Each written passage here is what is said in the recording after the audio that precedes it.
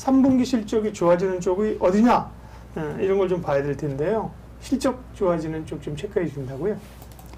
실적 좋아지는 쪽이요. 네. 네. 종목으로 좀 바로 이야기를 하면 네. 또 포스코 이야기를 안 할 수가 없는데요. 포스코? 네. 포스코는 2분기에 최대 분기 영업이익을 2조가 넘었죠. 2조를 넘기면서 분기 최대 영업이익을 발표를 했는데요.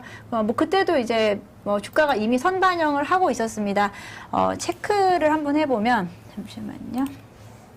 오늘 포스코 강하게 올랐네요. 4% 올랐네. 포스코 오늘 좀 강하게 올랐는데 오늘만 오른 게 좀 아니고요. 네. 일단 30만 원 선에서 지지하면서 지금 계속해서 뭐 10거래일 넘게 상승세를 이어오고 있는데 여기서 중요한 거 거래량 한번 보실까요? 외국인들의 수급 11거래일째 순매수하고 있습니다. 외국인들 왜 매수할까요? 왜 매수할까요? 외국인들이요? 네.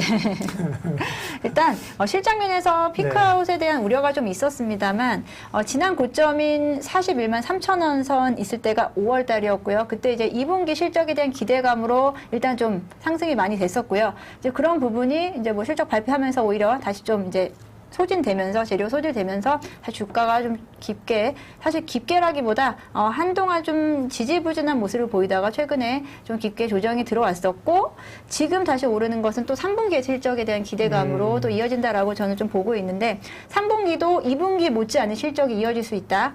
2분기에 2조 넘게 영업이익이 났었는데 3분기에도 2조는 넘길 수 있을 거다라고 전망이 나오고 있고요. 이 부분에는 어떤 부분이 있냐? 결국은 판가 인상이에요. 뭐 원재료가 상승을 하고 환율이 상승을 하고 여러 가지 조금은 좀 마이너스적인 요인이 있었지만 결국은 판가 인상을 더 많이 했기 때문에 그 스프레드는 더 벌어질 수밖에 없고 마진 개선이 이루어질 수밖에 없다. 그 부분이 고스란히 영업이익으로 반영이 되고 있다라는 부분에서 지금 계속 주가 상승이 그 부분을 반영을 하고 있다라고 생각이 들고요. 예. 아까 말씀하신 우리의 기존의 기반 사업이라고 하죠. 굴뚝 사업. 이 굴뚝 사업들이 뭐 지금 어떻게 보면 가장 우리는 생각하기도 어려울 정도로 엄청난 위협을 느끼고 있을 거예요. 위협을 느끼고 앞으로 어떤 방향성을 잡아야지 실제 기업의 운영 면에서나 주가 면에 주가까지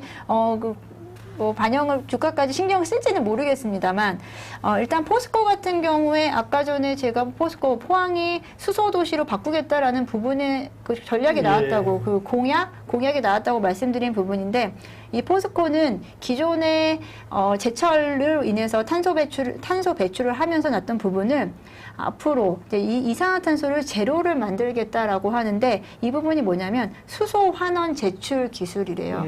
수소 환원 제출 기술을 지금 이제 파일럿을 하고 있고 이제 그러고 이제 20년 후 아직은 조금은 먼 미래긴 하지만 우리가 우려하는 철강 산업에서 탄소 국경세가 나오고 실제로 탄소 배출권이 활성화되고 이제 그런 시점 2023년 정도 시점에서는 파일럿 테스트 고치고 나서 실제적으로는 우리가 탄소 배출이 줄일 수 있는 기술력을 가지고 있다라고 하는 이 철강 기업, 기간 산업만 좀 살아남을 수 있다라고 좀 볼 수 있고요.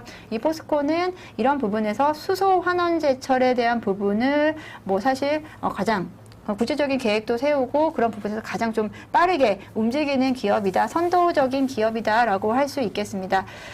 그리고 또한 또 여기 또 수소 환원 제출과 관련해서 10월 달에 철강 회사들이 세계 철강협회와 철강사들이 세계 최초로 수소 환원 제출 포럼을 연대요. 그럼 앞으로 어떠한 방향으로 철강 산업이 변모할 수 있는지를 또 수소네, 그죠?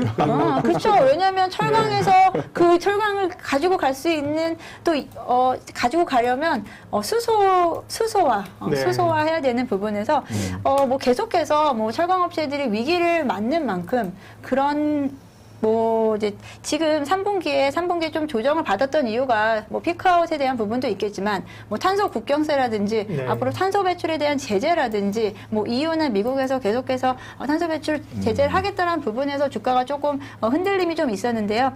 철강 기업들도 그렇고 가만히 있을 수 없잖아요. 그런 부분에서 다 같이 모여서 세계 최초로 수소 환원 제철 포럼을 하겠다. 결국은 변모해 가는 기업이 가장 빠르게 변모하고 가장 빠르게 보여줄 수 있는 기업이 살아남을 수 있다. 여기서 포스코, 저는 포스코 단연 포스코라고 생각을 하고요. 포스코가요. 처음에 이제 수소 쪽 얘기 네. 나올 때 얘기 나오는 거는 그 철강 공장에서 이제 부생수소가 많이 나오잖아요. 부생수소 관련해서 부생수소가 나오니까 그걸 가지고 이제 뭐 팔거나 하겠다는 건데 최근에 또 얘기를 들어보니까 포스코가 어쨌든 이 철광석을 녹이고 이런 과정에서 제일 많이 쓰는 게 석탄이잖아요, 그죠? 네. 석탄을 쓰면서 이게 그 이산화탄소를 많이 발생하기 때문에 친환경으로 가려면 근본적으로 석탄을 쓰는 게 아니라 자기들이 수소를 동력으로 해서 쓰겠다는 얘기거든요, 그죠? 그래서 굉장히 큰 그 빅픽처가 있더라고요. 근데 워낙 이제 그 포스코가 무거우니까 그 얘기만 가지고 되느냐 하는 건데 오늘은 어떤 실적 얘기로 네. 포스코 좋게 보신다고 얘기하셨고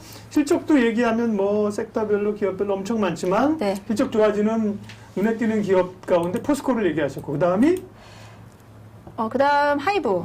하이브도 계속 뭐 2분기에 실적 나오면서 이야기했던 게 3분기에 더 좋아질 거다라고 네. 계속 나온 게 뭐 이키타카 홀딩스에 대한 사실 그 부분에 대한 반영이 3분기부터 될 것이다. 그리고 위버스에서의 판매액이라고 하는데요. 위버스에서 굿즈 판매 같은 걸 하고 있어요. 그런 부분이 2분기에 대한 부분이 3분기에 다 실적으로 반영되기 때문에 사실 지금 뭐 하이브 같은 경우도 중국이 엔터 산업에 대한 규제 등으로 인해서 지난주에 변동성 컸죠. 네, 변동성도 컸었고 지금 좀 하락폭이 조금 지금 조정 구간에 있습니다만 일단 중국에 대한 규제도 있고요. 약간 플랫폼에 대한 규제도 좀 있었어요. 그렇죠. 이제 네. 플랫폼 전반적으로 플랫폼의 기업들에 대한 규제 때문에 동반해서 조금은 이제 악재로 작용했지만 지금 오늘 SM 같은 경우는 다시 이제 상승 반전을 했고요. 이제 그런 부분에서 그렇게까지 중국 규제는 저는 그렇게 우려할 만한 수준은 아니다라고 보고요. 지금 조금 신경 쓸 부분은 이제 플랫폼 기업에 대한 규제가 조금 신경을 쓰이지만 하이브 같은 경우는 3분기 실적 면에서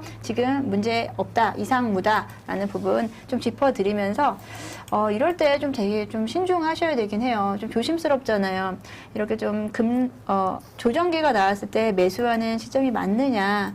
이제 뭐 카카오 이야기도 뭐 네. 이제 그런 부분의 일부라고 좀 생각을 하는데 하이브 26만 원 땡큐죠. 이제 이 부분을 이제 네. 땡큐로 볼 수 있을 것이냐는데 조금 길게 보신다고 하면 네. 땡큐라고 좀 생각을 하고요.